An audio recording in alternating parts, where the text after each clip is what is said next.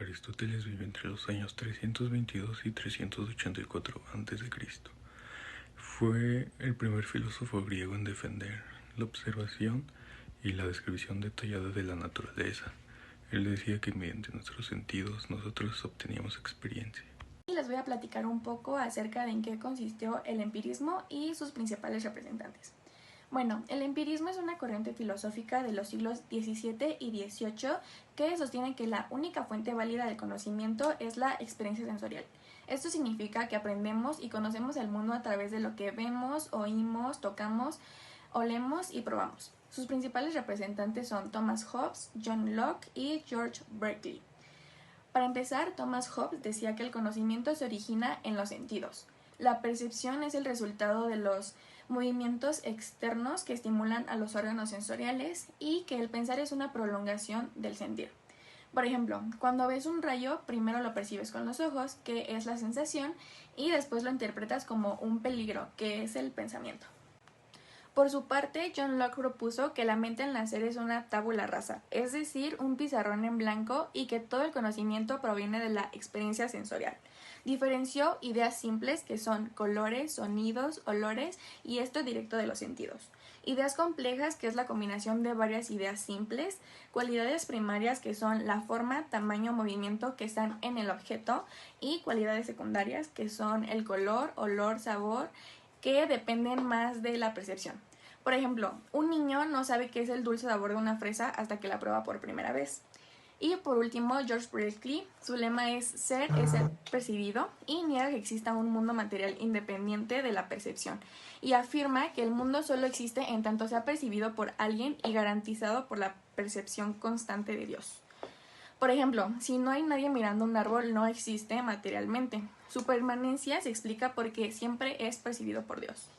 En resumen y como conclusión, el empirismo sostiene que la única fuente de verdadero conocimiento es la experiencia sensorial, es decir, lo que vemos, oímos, olemos, probamos o tocamos. Wilhelm vivió entre los años 1832 y 1920. Es considerado fundador de la psicología experimental porque él creó la corriente del pensamiento llamada estructuralismo, que consistía en descomponer la mente en sus elementos más básicos como la sensación y la percepción. Edward vivió entre 1867 y 1927. Fue el encargado de continuar con el estructuralismo. Él proponía estudiar la estructura de la percepción, reduciéndola a sus partes más simples como sensaciones experimentales. Y Wolfgang Köhler es conocido por sus experimentos en chimpancés en la isla de Tenerife. Él mostró que los animales no solamente pueden aprender por ensayo y error, sino también por insight, es decir, comprensión repentina de la solución. Y sus teorías van más allá de la percepción, aplicándolas al pensamiento y a la cognición. En el constructivismo, Hermann explicó fenómenos de la visión y la audición con su teoría de la visión tricromática del color. Su mayor contribución fue la inferencia inconsistente. Lo que vemos no es una copia exacta de la realidad, sino una interpretación que el cerebro hace basándose en experiencias previas. Y Richard Gregory fue un psicólogo británico que retomó las ideas de Helmholtz en el siglo XX. Planteó que la percepción funciona como un proceso de hipótesis. El cerebro formula interpretaciones de lo que vemos y después la contrasta con estímulos. Se interesó mayormente en las ópticas, en las ilusiones ópticas, porque muestran cómo el cerebro construye la realidad y a veces se equivoca. El enfoque ecológico, también conocido como percepción directa, abarca del año de 1904 a 1979.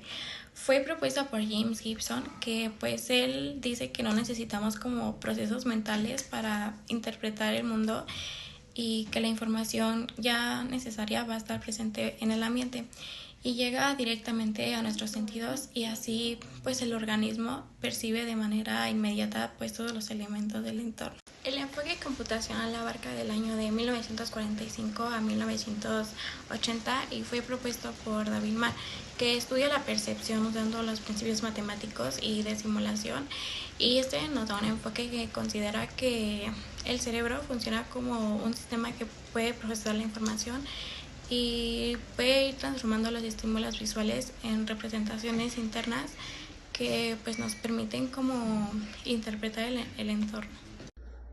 El enfoque neurofisiológico y la neurociencia cognitiva surgen en el siglo XX y XXI.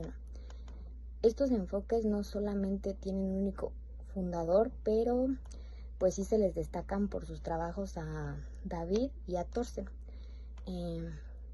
Ellos descubrieron que las neuronas de la corteza visual responden a estímulos muy específicos como bordes o líneas, demostrando así la especialización funcional del cerebro.